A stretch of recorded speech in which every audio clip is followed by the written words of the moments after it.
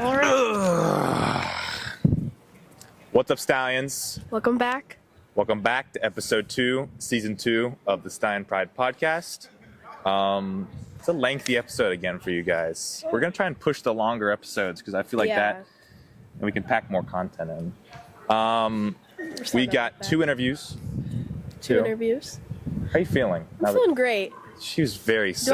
Do I look not okay? You can kind of probably see it a little bit. She emailed me yesterday because we were supposed to film this yesterday, but she goes, "Yeah, I have an 102 fever, Peter. I'm so sorry." And I'm like, "Why are you apologizing?" Guys, I'm trying my best, you know. You're struggling. That's, you know what? For lack of better words, I'm struggling. Literally, I'm struggling. But you know what? Yeah. This is gonna help me. This is gonna be great. This is gonna be great. We have 2 interviews ahead of us. Yes, we do.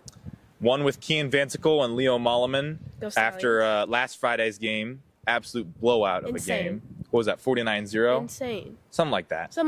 They ended up getting a few touchdowns, but we kind of whooped them. We toppled it. Yeah. They should not have came all the way out here. At all. And then we have the Run the Race. Oh, we have the 2 representatives, Mr. Cracker and Marcel Valentine. They came and talked to us about their foundation, like the reason as to why they have Run the Race. And Rachel Mijo's coming tomorrow, so we got to find out that Run the Race is based off of like her family's foundation and their legacy. So, what better way to interview them and then have her come in tomorrow? That's gonna be so much fun. It's gonna be great. I'm pretty excited for that. And then we're talking about Suicide Prevention Month since that is this September. Yes. I actually didn't tell you this part, but I picked out a little poem that I thought might be a little. You did not tell me this. I don't know. I got more into it later in the video, but after that we have some little fun things, some fun topics to talk about, some good fits we had last weekend. Oh yeah. Yeah. So let's get into it. All right, guys, I'm here with Leo Molleman. Kian Vancicle. So guys, what a blowout of a game. How was it, first off? It was crazy. Did everything we were supposed to do, and look how it turned out. So. I mean, that was great. I mean, came out, executed what we needed to execute, got the things done that we needed to get done, and I mean, that's what DeSales football is right there. That's the core foundation. Run the ball down the middle and throw some touchdowns. So how do you feel you did? I think I did pretty good today for the opportunities I had. I feel like I could make more, like the better out of most of them. But, you know, we keep improving and keep working at practices until Friday night comes again. So, yeah. You know, I think it's always a pretty successful day when you're starting O-lines out, coming out of half. So I think I did pretty good. A couple things we got to clean up, but other than that, I like the way we played. Thank you guys so much. I know you just had a crazy victory, so thank you so much for taking your time out to come and talk to me. I wish Mimi would be here. She ran off and died somewhere, so hey, appreciate you guys so much. Go to the boogie! What's up, Stallions? Today, me and Mimi are here with 2 leaders from the Run the Race Club. We're just here to learn more about it, especially with the author of The Legacy of Mercy coming in this Friday. So, what are some of the origins of this club? I mean, where does it come from? What's the idea of it? The origin of the club comes out of the experience of the Muha family and the death of Brian Muha in 1999 in tragic circumstances while he was a student at Steubenville Franciscan University. And hopefully you've read the book, but Rachel Muha's decision to forgive the perpetrators of some terrible crimes and her forgiveness opened her heart to God and what she could do to make a difference in people's lives so that people didn't find themselves in the circumstances that led the 2 perpetrators of the crime to attack Brian and his friend Aaron. And it was an evolution, really. It started as an after-school program. Well, it started as a scholarship program, then an after-school program, and then became a day school coming out of COVID. And that's who we help currently. And then the 5 years I've been part of it, 4 years I've been part of the Run the Race Club here at DeSales, we've been involved with the day school. So what kind of a mission do you guys have then? So our mission is to try to help the inner city kids and prevent what happened to Brian and Aaron from happening to other people. And Mrs. Muha is really unique. She looked at the backgrounds of her son's murderers, and she wants to go help kids like that. So we have food drives, we have costume drives. Mr. Cracker reaches out to Mrs. Muha and asks, okay, what do you guys need at the center? And then we'll reach out to our community and see what we can do to provide for them. And on top of that, we will go down to the center and we'll interact with the kids, we'll throw them parties, we'll do some tutoring, and really just try to be there for the kids and be good role models so they can kind of see, other options. So you said you guys do stuff for the kids. What kind of stuff do you do then? I know you just said you kind of throw parties and you come down there and you have a lot of fun. What other kind of things do you do? So coming up, I know October 2nd, we're going to just go visit and spend time with them. And then we're also going to have a Halloween party this fall. And they actually have different areas. So we're going to go down to their farm and they will do a haunted house. The kids will go through and we'll kind of take part in that. On top of that, we've done Valentine's Day parties. We've brought them to DeSales for basketball games during the winter, and we'll help them make signs. They're like a student section, and just kind of stuff like that. It's little things that are really important. We took the sisters down. Sister Monique last year went down and she sang them songs and she made them a puzzle. So it's really just the small things that help. Yeah. So how long have you been a part of this organization for Marcella? So I've been a part of it since my sophomore year. One of my friends, she was on the leadership team, reached out and said, I think you'd really like this. It's really important. And ever since then, I've just kind of been, following. If she was going to something, I'd go.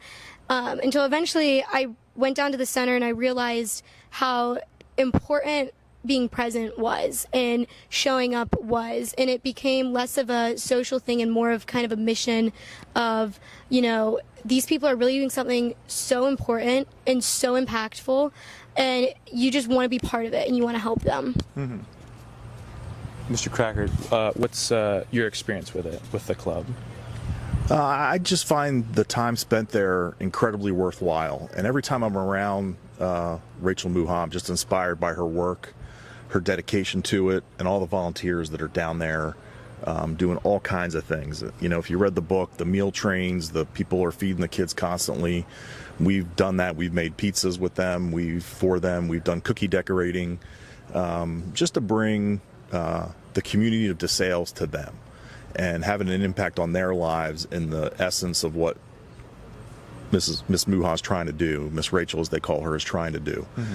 And that's what I really enjoy about it. I also take a lot of donations down from St. Paul Parish. They do a collection in the vestibule.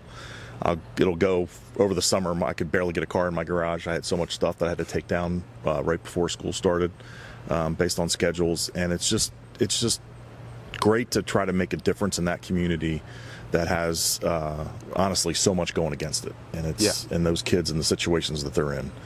And it's really inspiring when we're there, not only to work with Miss Rachel, who's the driving force of the whole thing, but also with Wayne, with Daniel, and with Cassie, who are run the race kind of graduates, if you will. They were part of the program, and now they are the next generation of leaders for Miss Rachel.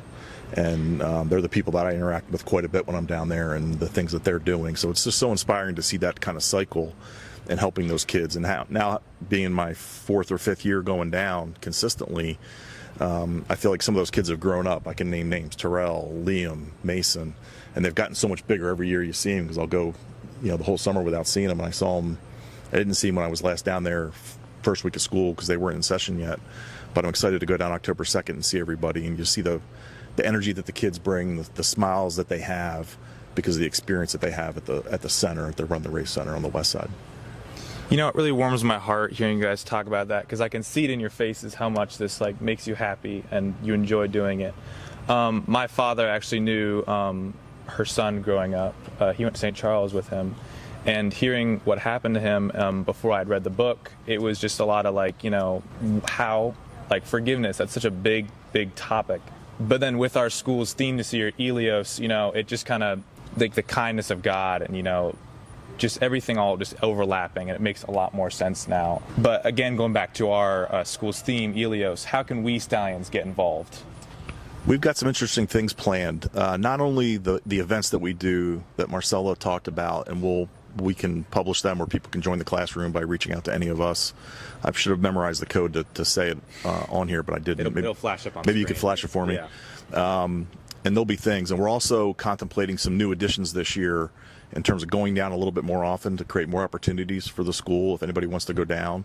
And we also, in our first leadership meeting, we're going to have another one this week, and we'll try to firm up some dates and get them approved, but to take a look at some drives that we can do here at DeSales to pull things together for them, whether that's a toiletry drive or maybe a back-to-school drive, which sounds oxymoronic, but if we did one in the spring, we could get them a bunch of supplies before school gets out as part of our theme, we're thinking, and then they have them ready to go for next school year. It's never too early to get ahead of stuff, you know. So we're looking at different ways that we can do things because it can be logistically challenging for people to get to the west side. Our Halloween party will be out the farm, which is about a 35-minute drive from here, further out 70 on the west side in Galloway. But it's a great setting. It's beautiful, and hopefully it'll be a beautiful day on October 24th when we go, if anybody wants to join us, beyond who will get signed up here in the next couple weeks. But we'll have those things that we can hopefully do here in the building that then we can deliver to those kids as part of DeSales. And again, if you've read the book, there's 3 high schools that were mentioned in the book of people that support the center, and we were one of them. So that was a great thing to see that they acknowledged in the book, and the conversations that were had and the research done, the impact that we have and how we support those kids and the foundation.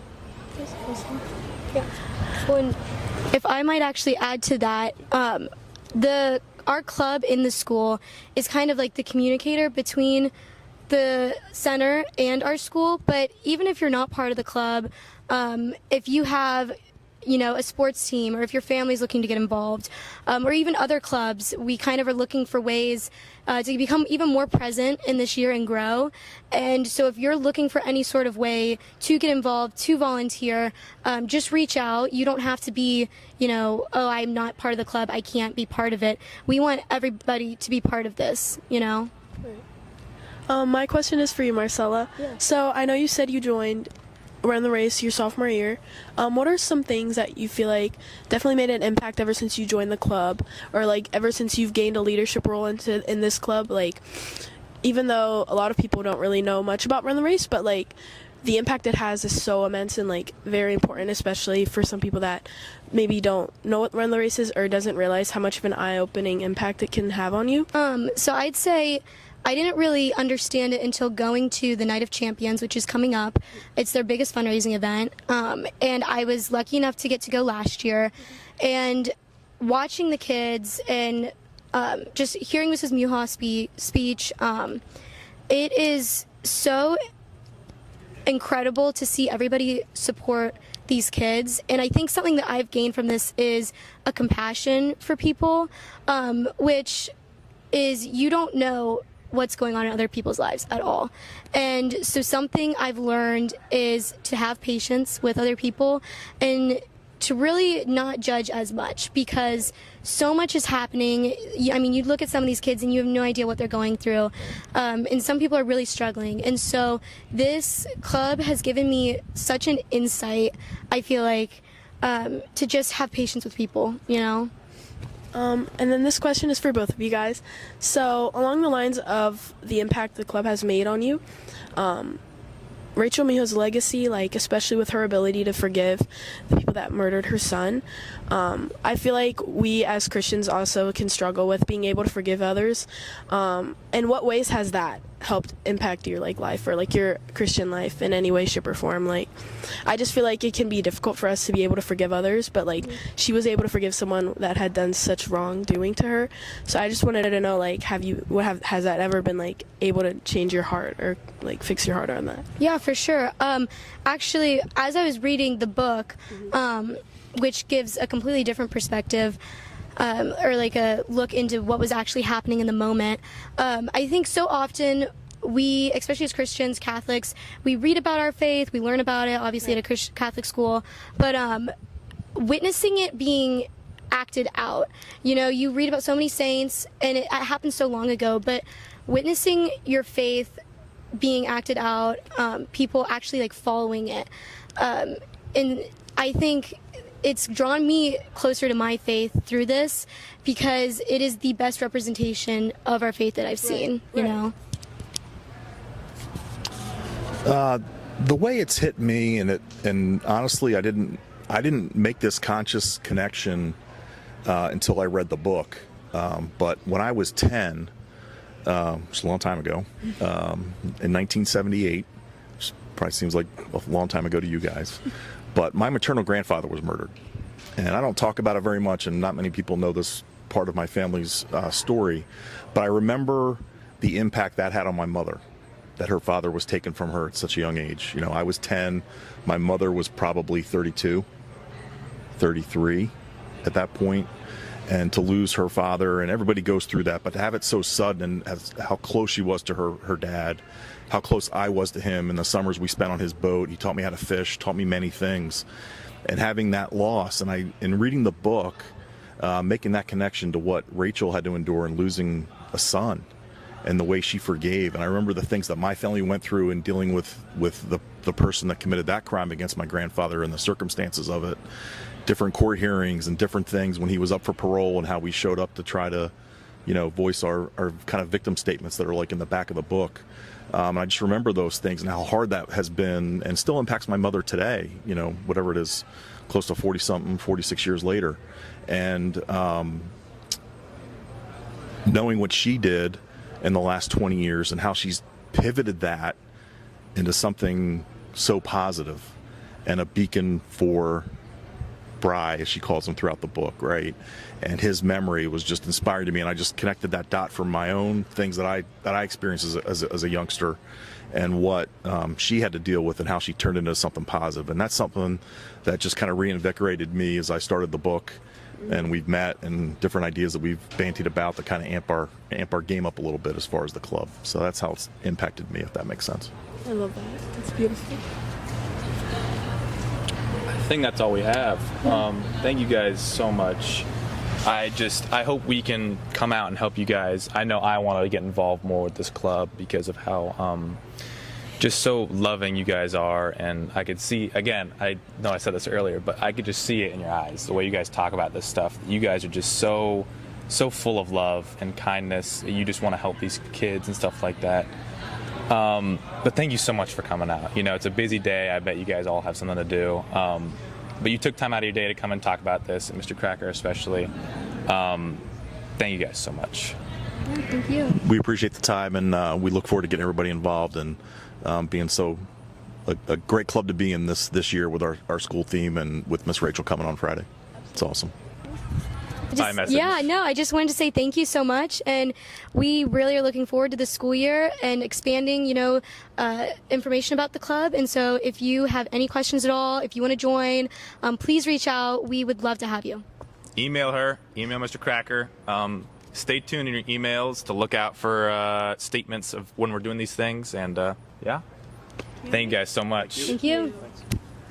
Welcome back, Stallions. I hope you enjoyed those interviews. They were Quite fantastic, honestly. quite fantastic. I liked the post-game interview. Me too. I can't wait to start talking about the football. But before that, September is Suicide Prevention Month. Yes. Know it or not, that's something we're trying to spread awareness for right now. We have so I pulled up some statistics from the Americans for Suicide Prevention Society, or whatever it's called.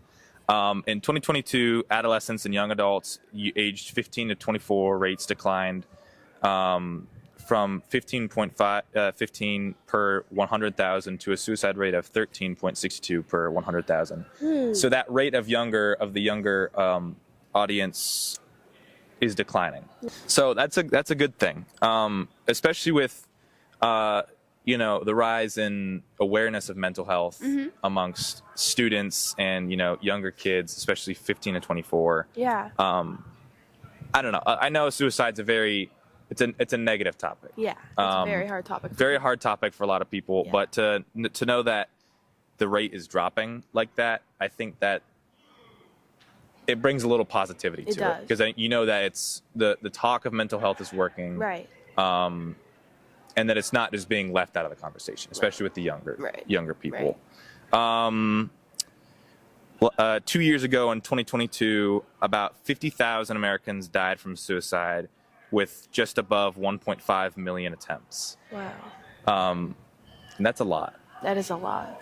And this is just in the U.S. actually. Wow. So this is not worldwide. This is just the U.S. Statistics. That is so insane. it's a prevalent thing. It is. And that's why I think that in this day and age, we got his love, man. Literally. Like, there's no reason that you should be hating on anybody, that you Never. should be, not just loving your neighbor. Literally. That's the golden rule. Right. Treat others how you want to be treated, because that's not what we stand for as Stallions. Exactly. As Stallions, we stand for one of the key things as a Stallion is family. Right. And we are, as Stallions, we are all one family. We are. So there's no one here at school that you shouldn't be able to go to and talk about this kind of stuff. Exactly. Because you have friends, you have teachers and counselors. You can come and talk to us. We have so much support here. Yeah, There's exactly. so much You can always support. come and talk to us. But yeah, going off of the love and being able to know that you can accept one another. I mean, we live one life. Mm-hmm. We only live one life, What good would it do if you lived your life in jealousy and agony and hate? What good would that do? Not only for you, but to the people that you have these feelings towards. Sorry. Just be kind to one another and love one another, because not only will that impact them, that will strongly impact you and change your heart. Like, even after high school, you're going to need to know how to bond with people. You can't just be like, oh, I don't like this person because of this. Like, you cannot hold grudges. I'm so sorry, but like, we are not promised tomorrow. So what good will that bring you by holding a grudge with somebody, If somebody did you wrong, forgive them right now. Like, our challenge for you is, if somebody did you wrong, please Forgive them. find way in your heart to forgive them, because it will bring you so much peace. Even if that person that you're gonna forgive doesn't deserve your forgiveness, you deserve that peace within yourself. So Speaking of forgiveness, with the Yeah. Run the Race Club, we just talked about forgiveness, Yeah. especially with Rachel Muha.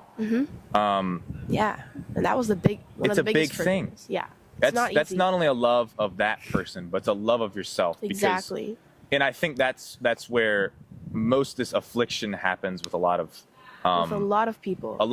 especially Yeah. younger people, is this affliction in their self of they have a discourse. Right. When you get into high school, you're like, man, I know what I'm doing here. I'm so excited to be a high schooler. Mm-hmm. And then I think about, maybe for me at least, it was at the back end of my freshman year, I just sat down and I was like, I don't know who I am, because I had been playing like a facade almost Right. with myself, where I was like, okay, with these people I'm one person, with these people Right. I'm another person. Right. But then I started confusing myself. I was like, okay, but who is that really then? Right. You know what I'm saying? Right. And I think a lot of people do that to themselves. I feel like a lot of people have this, they will lose They lose sight in who they are. They trying lose to sight of who they please are. others. Yeah. And then that starts to like turn into hatred almost Right. for themselves. Right. They start to have this discontent. They'll look in the mirror and they'll be like, I don't know, They're I don't like what I see. disappointed. Right. Right. And that's something that I think is very, very important. I think love of self, above all, is so important, It is. It definitely is. because you as a person are the only one that can take care of yourself. Exactly. And I know we just talked about relying on others, especially teachers and friends. Which is absolutely okay. It's so important. You cannot do anything alone. But when it comes to self-love, there's no one who's going to sit you down and be like, hey, you're the greatest person ever. Right. I could tell Mimi that she's just the coolest person ever, but that's not going to get through to her head unless she sees it herself. Right. Facts. So Wow. that's a key Wow, thing. I wise think. words. No, I just think that's pretty key. No, because not a lot of people know that, and not a lot of people think that. No, I know, which know? is what which makes is me very upset. important, Especially with, and I think we do a good job of it here at Sales. Be who you are and be that perfectly well. Right. I think that is not to I'm not Plug in the school. I'm not plugging the school, not being a teacher's pet here. I think that saying is one of the most impactful ones that has been in my life. I 1,010% agree on that. I feel like that happened to me my freshman year as well, because transitioning from a really small school to being in a class filled with like almost 300 people, it's kind of hard. You feel really lost and you feel really isolated sometimes. Like me personally, like I didn't really know where I could associate myself. Like who are my friends, or like who could I find people that had the same morals or values as me. And honestly, first of all, you need to find out who you are and like how you see yourself. Does that make sense? Like just to know like who you are and your self-worth. Like you need to respect yourself first of all, because if you don't respect yourself, you're going to end up with people that are probably not worth your time. Like you're not going to want to be friends with those people if they're not like worthy friends, if that makes sense. One thing that I remember, I think I watched this in a movie. It was like, we accept the love that we think we deserve. That's Perks of Being a Wallflower. I knew it. I love that movie. I love that movie. I love that quote too, because you're absolutely right. You know, my parents press me a lot. They don't press me, but they make sure that I'm hanging around the right kind of kids. And you know, my dad, I know he texts me a lot and tells me a lot. Whenever I'm hanging out with my friends, he says, you know, you've got some good friends there, because he sees that they're willing to like be there for me, and you know, they're not fake, is what I'm saying. And you see the impact that your friends make on you, because it's like who your friends are is who you're gonna be. So if you hang out with a bad crowd of people, you're gonna end up being like them, and you're gonna end up like falling under those like deceptions and end up doing bad things, which is not the path that you want to be on. So I feel like it's good to not do what people say you should do, like, oh, you have to be in this group, or you have to do these things, or if you don't do that, you're not cool. You know what I mean? Just make your own group. Just make your own group. Do what you want to do. Be weird, man. Be who you are. Be that perfectly well. I got one last thing for this little. It's a poem by Mary Oliver, and it's called Wild Geese. And I thought it would just kind of encapsulate and wrap up what we were talking about with, you know, the whole aspect of life. You do not have to be good. You do not have to walk on your knees for 100 miles through the desert repenting. You only have to let the soft animal of your body love what it loves. Tell me about despairs, yours, and I will tell you mine. Meanwhile, the world goes on. Meanwhile, the sun and the clear pebbles of the rain are moving across the landscapes, over the prairies and the deep trees, the mountains and the rivers. Meanwhile, the wild geese, high in the clear blue air, are heading home again. Whoever you are, no matter how lonely, the world offers itself to your imagination, calls to you like the wild geese, harsh and exciting, over and over, announcing your place in the family of things. Well, that's beautiful. I saw that one. I don't remember where I saw it the other day, but that really stuck with me, because it's saying like life is a privilege. It is. If you are breathing right now, you are blessed. You're blessed. You're privileged. And I'm not like beating down on those people who have, you know, something going on in their life, but try to see the good and the bad.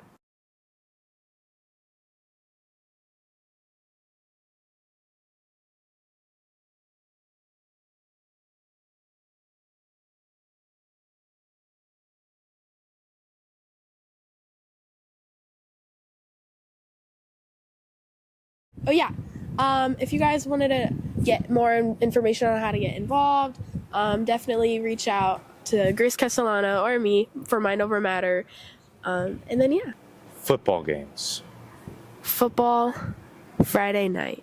I'm having so much fun. We've had a great time. You know what? We're gonna have a display of all the photos that we have from the weekend of football games so far. Put one of me, Mimi, in the future. Because it'll be a slideshow. It'll be a slideshow. Boom, There'll boom, be boom, one. boom, boom. But put another one of me right now, and then put one of Mimi. Guys, you guys have been eating down every football game. I'm like so proud. I'm so like the fits honestly, are fitting. I'm loving it. Me too. I think that's like one of my favorite things. I like dress down days and I like football Friday nights because you show off your wardrobe, your creations. Because I don't know if you guys are the same way, but I plan my outfits weeks ahead. Not weeks ahead, but like a week ahead. I do too. It's like, you know, I dream about it at night. I dream about it. I think about it during school. I'm like, this is the most important thing to me right now. My last show picture of it again. My last outfit, I had this Captain America like cape on. but I took it off and I made a do-rag out of it. No shot. I've been rocking the do-rags. He you know. has been. I like them. 2 games in a row. It keeps my hair back. I don't have to worry about it, but it's I also love it. stylish. I love it. I like your outfit. I think your throwback outfit. Oh, I had a freaking extra large Minnesota Vikings jersey on Put it on right here. with some jorts. See, that's what I love about these games. It's like some people I know didn't want to wear some fits because they were like, "Oh, I don't want people to think I look weird." Blah blah blah. But guess what?